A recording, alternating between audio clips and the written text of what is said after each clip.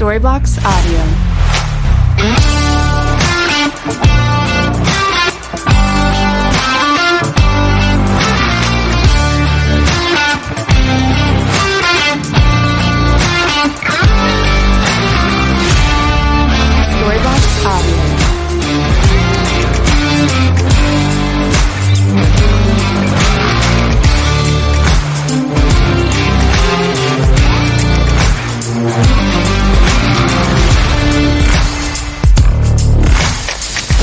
Audio.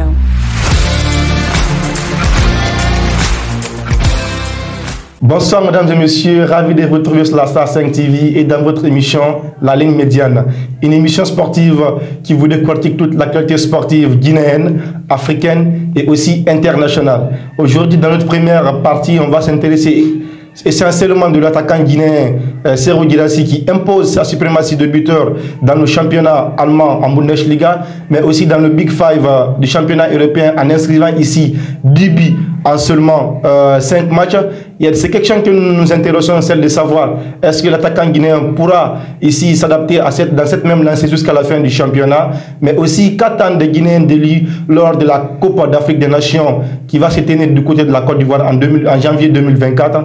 Toutes ces questions ici seront répondues par nos confrères Bademba Bari et Ofab Bari pour votre plus grand plaisir. Et dans la seconde partie de cette émission, mesdames et messieurs, on va s'intéresser aux premières journées de la Ligue des Champions avec des affiches quasiment équilibrées. Le PSG, comme le PSG par exemple, qui a donné un raclé au Bayern, au Dortmund, Borussia Dortmund, autant pour moi, mais aussi le Man United ici qui s'est fait humilier par le Bayern de Munich. Et il faut aussi signaler ici le retour des Gunners d'Arsenal après 7 ans d'absence, mais aussi le RC Lens du côté de la France qui, pour sa troisième participation, a tenu tête au FC Séville. Mesdames et messieurs, toutes ces questions ici seront répondues par nos confrères ici pour votre plus grand bonheur.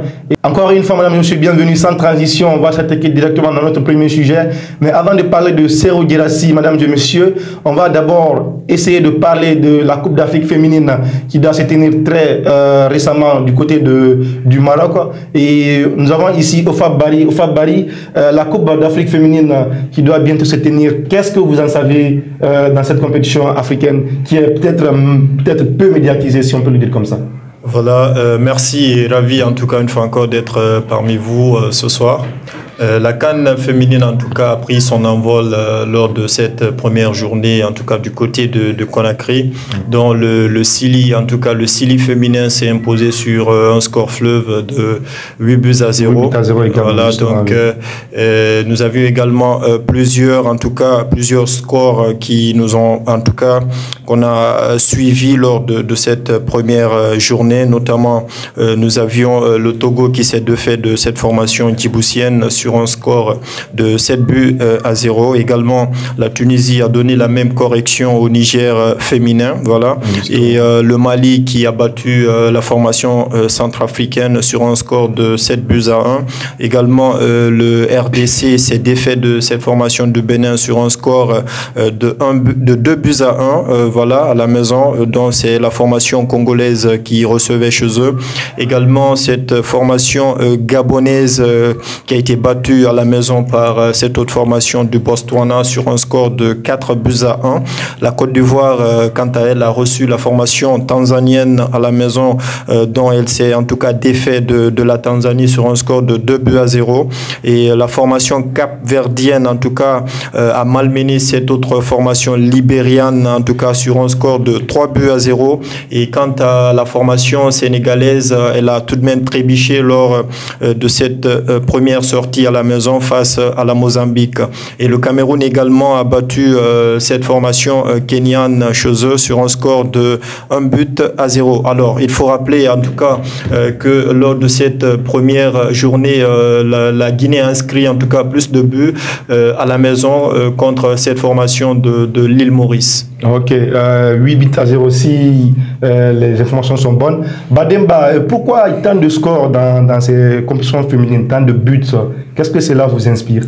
J'ai dit que cela m'inspire beaucoup de choses parce que si nous prenons au terme d'aujourd'hui dans le domaine footballistique, au niveau de la Guinée du moins, j'allais dire que ça commence à aller très bien parce que si nous prenons au niveau de basketball, ça s'est bien passé. On a vu la CAN qui s'est déroulée, que la Guinée a terminé première dans cette compétition. Oui. Et si nous retrouvons aujourd'hui notre équipe féminine dans cette situation progressive qui les permet aujourd'hui d'atomiser l'île Maurice à 8-0. Donc nous allons dire que c'est un match à sens unique qui s'est joué ce jeudi 21 septembre au stade de Général Lansana Conté. Donc c'est pour vous dire que où la Guinée recevait l'île Maurice, donc c'est pour vous dire cette équipe féminine a beaucoup porté fruit à domicile. Si cette équipe féminine se déplace pour aller au niveau de l'île Maurice pour jouer plus précisément, qui va se tenir le 26 septembre prochain pour le match retour, alors là, la Guinée, déjà, cette équipe féminine se trouve à l'abri. Est-ce qu'on peut dire que les équipes se valent, les équipes féminines africaines se valent? Parce qu'avec ce score fleuve entre les différentes rencontres, est-ce qu'on peut dire que les équipes se valent? Ben, ça, on va le dire, on va pas le dire ainsi parce que vous savez, les formations féminines par rapport à cette formation masculine, il y a une grande différence qui existe entre les deux parce que déjà la performance de ces joueurs sur le terrain et que les équipes qui se rencontrent, ça dépend juste la détermination et l'engagement dans les rencontres. Ofab, je reviens avec toi pour te demander cette question. Pourquoi le football féminin en Afrique est peu médiatisé? Nous avons vu par exemple la Coupe du Monde féminine où a été remportée par l'Espagne, mais nous voyons du côté de l'Europe c'est bien médiatisé, les médias s'y intéressent, mais en Afrique ce n'est pas le cas. Naturellement, par rapport à cette question, il y a plusieurs choses en tout cas à faire pour l'évolution du football féminin en Afrique, parce que vous n'êtes pas sans savoir que le sport féminin actuellement a pris de l'envol. Il y a en tout cas la CAF qui s'y intéresse par rapport en tout cas à cette discipline en tout cas sportive, voilà. Et je veux en tout cas dire ce que je vais rappeler par rapport à cela. Il faut tout de même mettre les infrastructures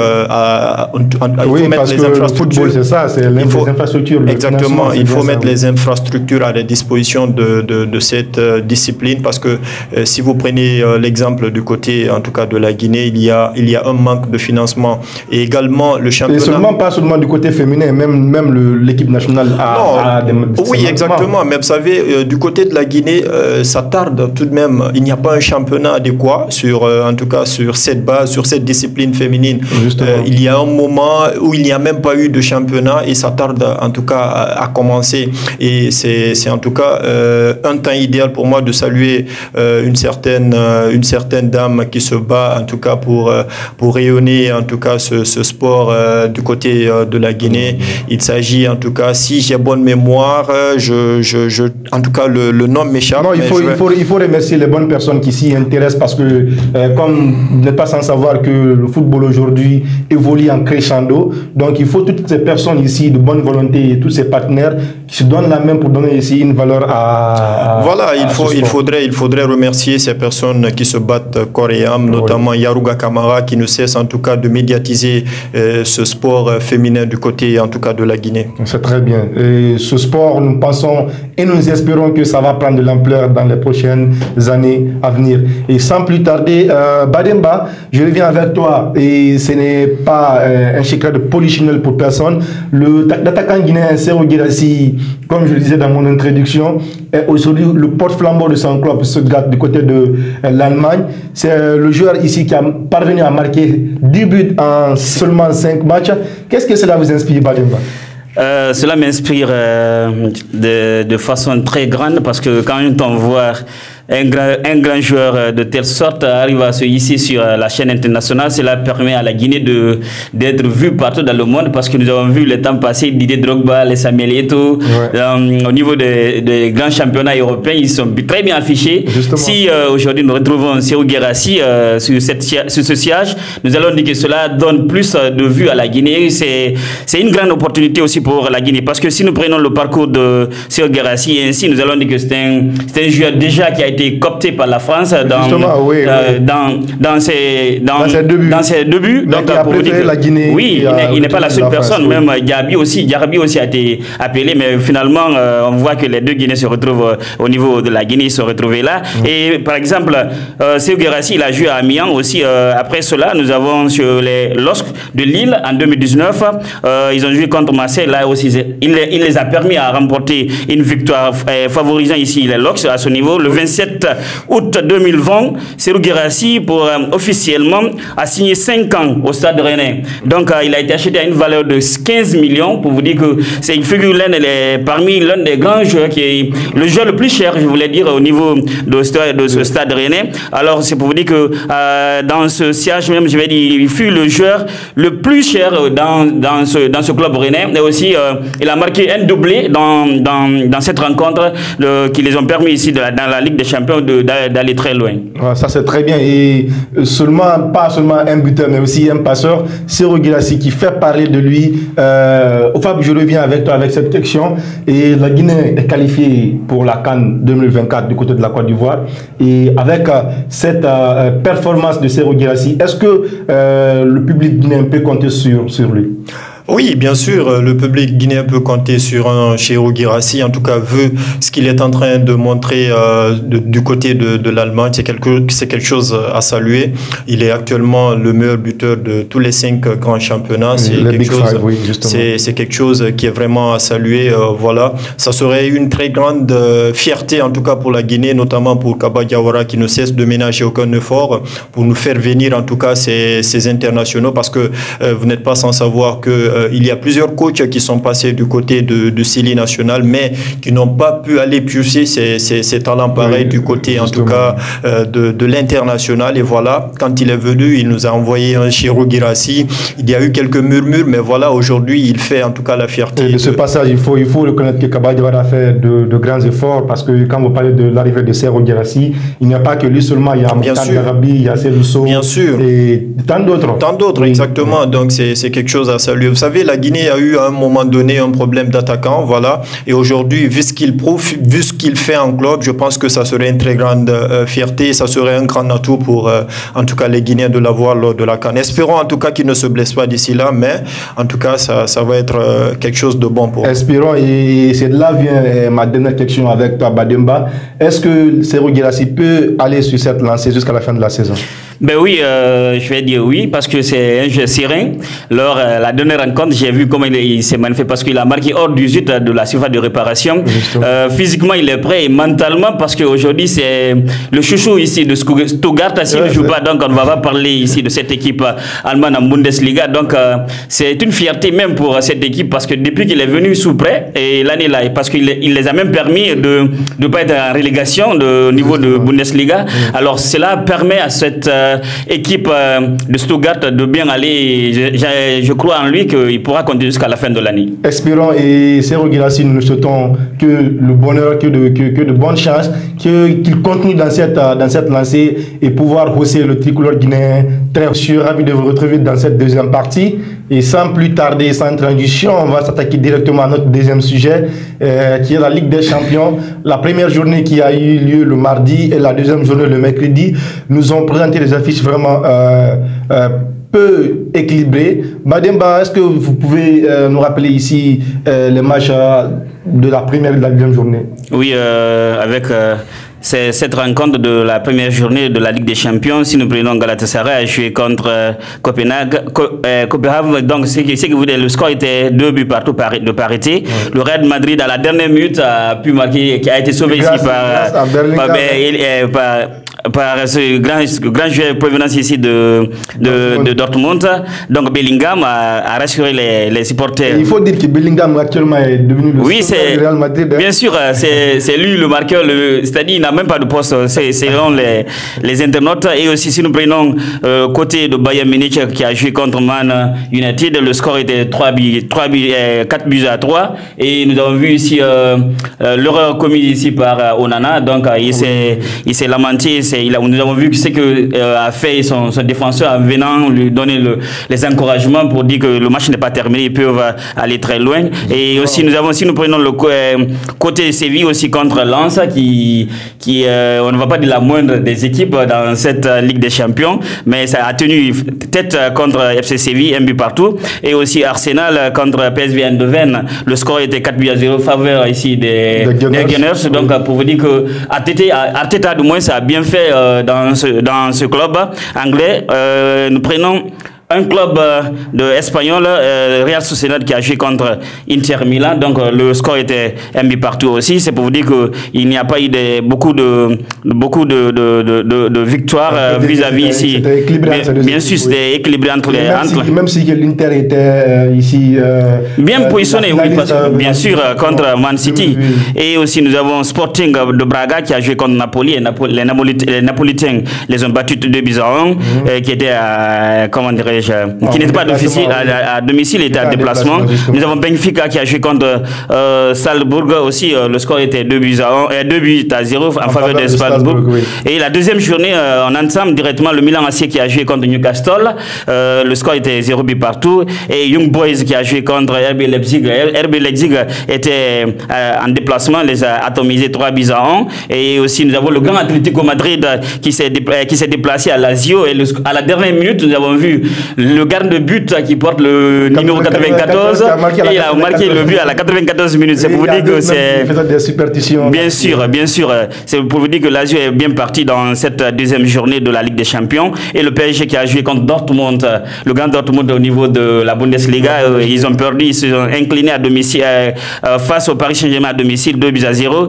Et nous prenons le Feyenoord et contre Celtic Glasgow, on a battu le Celtic Glasgow 2-0. Et Man City, c'est-à-dire le tenant en titre de cette Coupe de la Ligue des Champions, s'est imposé 3-1 face à Vena Izvezda. Et donc le score était 3-1. Oui. Nous avons le club barcelonais aussi qui revient dans l'arène du championnat de la Ligue des Champions, moi j'allais dire, qui s'est imposé 5-0. Oui. Et en dernier lieu, nous avons FC Porto qui a joué contre Shakhtar Donetsk et le match était de 3-1 en faveur de Porto. Merci Bademba pour tous ces rappels. Et Fab, je reviens avec toi avec cette question. C'est vrai que les matchs ont été équilibrés de part et d'autre dans certains matchs, je vais dire, les clubs se valaient, dans certains matchs c'était tout à fait le contraire. Et si nous prenons par exemple le PSG et le Dortmund, sur papier on savait que c'était un match équilibré, mais en réalité le PSG dominait. Largement, je vais dire. Oui, exactement. Le PSG, en tout cas, a montré une suprématie très extrême devant cette formation de Borussia Dortmund. Mais voilà, vous savez, en Ligue des Champions, il faut profiter chez soi. Voilà, ils ont reçu cette formation par des princes. Donc, voilà, ils ont tout de même su garder cette chance en leur faveur. Oui, parce qu'il faut rappeler aussi que jouer à domicile est aussi important parce qu'avec les supporters... Oui, bien sûr. Vous savez, c'est comme, voilà, le grand club qui a tout de même la seule Ligue des Champions en France. Il s'agit bel et bien de l'Olympique Marseille. Mon club. Voilà, exactement. Oui. Donc, si un club comme Marseille vous reçoit chez eux, c'est vraiment pas, ça ne sera pas vraiment de quelque chose qui va sentir bon chez vous, parce que on a vu un exemple tout de même l'année dernière. Il y a un club qui est venu avant l'entame de la rencontre. Ils sont venus sur la pelouse pour une reconnaissance, en tout cas de la pelouse. Et voilà, ils étaient ébahis par ce que faisaient les supporters. C'est pour vous dire que l'OM, quand il reçoit chez eux, c'est quelque chose vraiment qui encourage, en tout cas les supporters font de leur mieux pour que le club prenne le dessus à la maison. C'est normal, et c'est d'ailleurs pourquoi on les appelle le 12e joueur. Bademba, avec cette bourde d'André Onana, le gardien camerounais, qui s'est lui-même rendu coupable après le match, avec cette interview qu'il a donnée à certains journalistes, il dit qu'il est coupable. Si le Bayern a pu remporter le match, c'est en partie grâce à lui, parce qu'il a fait des bourdes. Oui, il a fait des bourdes, Kieta, mais vous savez, le Bayern Munich, c'est une machine. en Europe. Donc, s'ils arrivent à encaisser 4 buts, et ils ont pu au moins marquer 3 buts et qu'il a fait cette bourde-là, c'est pour vous dire que André Onana, et c'est vrai, il faudrait qu'il reconnaisse ses erreurs parce que même quelques joueurs de Man United, les légendaires, ils ont reconnu cela, ils l'ont félicité parce que si aurait été d'autres joueurs, ils n'ont pas reconnaître cette erreur, mais malgré cela, lui l'a reconnu et c'est parti. Et est-ce qu'on peut dire que Manchester United peut se rattraper dans les prochains matchs? Je m'excuse, vu que déjà ils ont eu à perdre 3 matchs consécutivement, est-ce que c'est bon signe? Vous savez, Man United, depuis un certain temps, ils annoncent ce problème-là, ils annoncent ce cap-là en eux dans le championnat anglais. Jusqu'à présent, ils n'ont pas. D'abord, l'entraîneur, au niveau de l'entraîneur, ça pose problème. Au niveau des joueurs, ça pose problème parce que ils dépensent des sommes colossales, mais jusqu'à présent, ils n'arrivent pas à retrouver les repères parce que si nous prenons Ferguson qui était là-bas, c'était une fierté pour les supporters mancuniens, mais au jour d'aujourd'hui, tel n'est pas le cas. Il y a des manques à gagner dans ce club. Et ils doivent trouver une solution pour compléter ces manquements. Et au Fabon, avec la grande surprise, l'arrivée des Gunners de l'Arsenal après 7 ans d'absence. Oui, vous savez, en tout cas, les Gunners, ils ont fait une saison très, très exceptionnelle, la saison en tout cas passée. Et voilà, il n'y a pas de joueurs... Et même cette saison, ils ont bien commencé. Oui, hein? Ils ont fait un très bon entame. C'est pour vous dire que c'est une formation qui est très bien partie. En tout cas, c'est une formation qui fait très peur, en tout cas, dans cette Ligue des Champions. Est-ce qu'on peut dire qu'Arteta est l'homme qu'il fallait? Vous savez, Arteta... Ben oui, moi, je peux dire, parce que l'année dernière, il a jusqu'à la dernière minute... Oui. La tête. Mais je vous dis, il n'a pas pu l'emporter. Mais oui, mais attendez, il est devant son maître, n'oubliez pas ça. Je vous dis que Arteta, c'est une personne très chanceuse parce que à chaque fois qu'il est menacé de quitter le club, il enchaîne avec des victoires. Donc c'est quelque chose qui fait peur. C'est un entraîneur qui peut faire l'affaire cette saison. Cette saison, il faut avoir peur de ce club Arsenal. Oui, justement, il faut avoir peur, mais aussi il faut être prudent parce que il faut rappeler aussi que le club RC Lens de France, pour sa 3e participation à la Ligue des Champions, a tenu tête à Séville, comme pour dire qu'il ne faut pas minimiser les équipes. Toutes les équipes se valent et tout peut arriver dans un match de football. Pour terminer cette émission, on va s'intéresser au classement FIFA avec notre pays, cher pays, la Guinée, qui était 14e mais qui se retrouve très soudainement 15e du côté africain et 86e du côté... 81e. 81e du côté... 80, dans le monde, oui, dans le monde. Dans le monde. Et est-ce qu'on peut dire que c'est là en partie grâce aux défaites cumulées de Kaba Diawara ces derniers matchs? Bon, c'est une question qui reste posée et qui restera toujours posée parce que actuellement. Est-ce qu'on peut accuser Kaba Diawara de ce classement? Bon, vous savez, moi je ne pourrais pas l'accuser. Pourquoi? Parce que moi je. Non, mais non, au Fab, il faudrait que non. Attendez, il faut être clair. N'essaie pas de le défendre, n'essaie pas de le défendre. Essaie de dire parce regardez, que moi je. Je voudrais que tu lui permettes d'aller. Non, moi je ne défends pas Kaba, mais il faut tout de même donner du temps nécessaire à un coach quand il arrive. Oui, la question qu'il a posée, la question est bien précise. Ma question est précise, je reviens là-dessus parce qu'on a vu que la Guinée était 14e, et bof, avec ses défaites consécutives, on se retrouve à 15e. Oui. Est-ce qu'on peut l'accuser en tant que coach? Non, moi, on ne peut pas l'accuser. On ne peut pas l'accuser. Pourquoi? Parce que la Guinée n'a jamais quitté cette position. 14e, 15e. Donc ça, c'est pas une faute qui revient à Kaba Diawara. Mais de toute façon, c'est... Au Fab, moi, il joue... 14e, au Fab...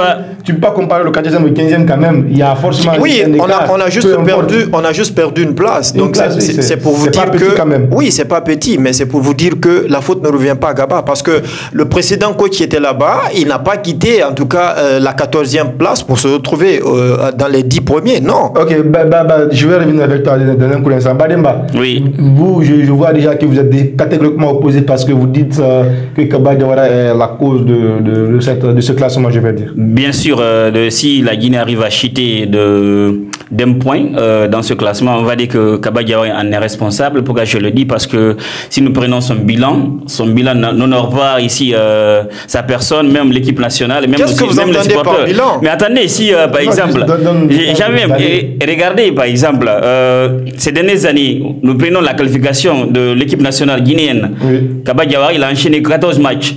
Il a pu avoir que 5 matchs. comme victoire, et 6 défaites et 3 nuls. Comment vous pouvez justifier cela pour vous dire que l'objectif était de qualifier l'équipe à la CAN? Mais la plus belle des manières aussi, c'est souhaiter dans notre équipe nationale. Justement. Mais si nous, on se qualifie en dents de scie, mais regardez, si notre dernière rencontre, l'avant-dernière rencontre, on avait fait un match nul. Face à l'Égypte. Oui. Donc, qu'est-ce que ça allait nous donner? Donc, vous voyez, c'est pour vous dire qu'il faudrait que Gaba Diawara assume ses responsabilités.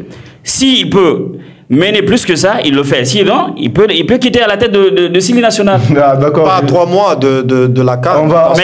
Il faudrait que FAB comprenne cela. Si c'est une nécessité pour que Gaba Diawara quitte, et c'est ça la solution, moi je dis, il doit quitter. Non, c'est que FAB dit aussi n'est pas faux. Il faut donner le temps parfois à l'entraîneur de faire une bonne construction. Il est venu depuis quand à la tête de Sili National? Je vous demande. Certes que Gaba fait parfois... J'aimerais pas que vous défendez comme ça Gaba Diawara. Chaque instant, dans une émission, vous dites que Gaba Diawara il doit rester parce que Michemont ça reste 3 mois 4 mois de la CAN. On peut prendre l'exemple sur le Sénégal quand Aliou Cissé est venu en 2015. Il est venu en 2015 mais jusque là il est à la tête de la sélection. Comparativement, c'est pour vous dire qu'on l'a donné une chance. Il est allé combien de fois en finale? On lui a donné une chance 2 fois, il a remporté une fois. Regardez, il n'est pas venu directement pour amener l'équipe directement en finale. Non, il a fallu du temps. Mais j'aimerais juste poser une question. J'aimerais juste lui poser... Le statut de l'équipe nationale, elle est bonne. Parce que vous n'êtes pas sans savoir qu'il y a plusieurs binationaux qui sont arrivés ces derniers temps. Mais j'aimerais juste placer cela. Est-ce que le retour des binationaux... Attends, j'aimerais juste...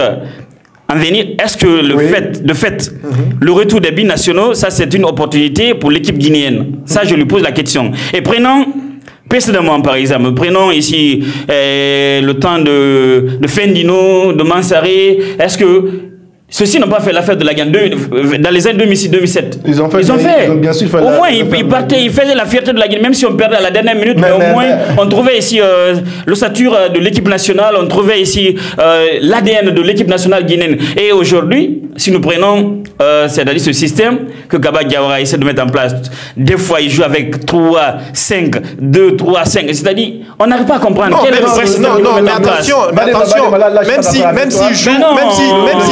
Même s'il joue 4-4-2 ou qu'il joue 5-3-2, l'objectif c'est quoi? C'est de qualifier. Non, même pas ça. L'objectif qu'on lui a attribué, c'est de qualifier l'équipe à la CAN 2024.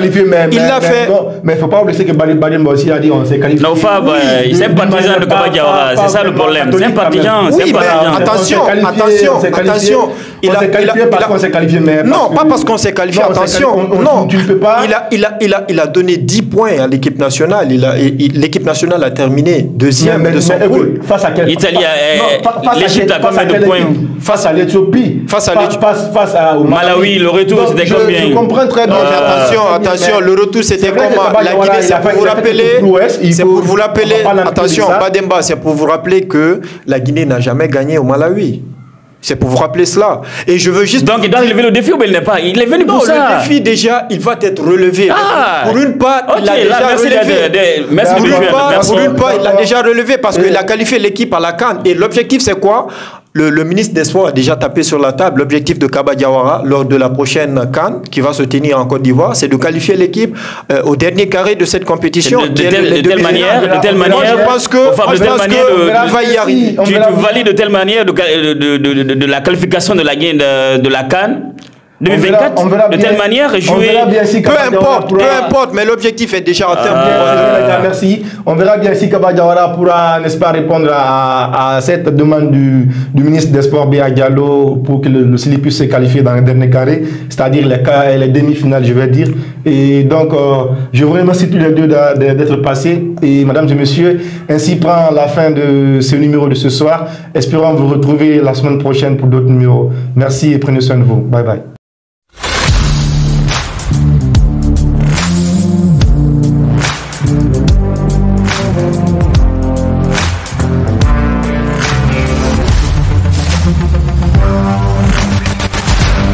Storybox Audio.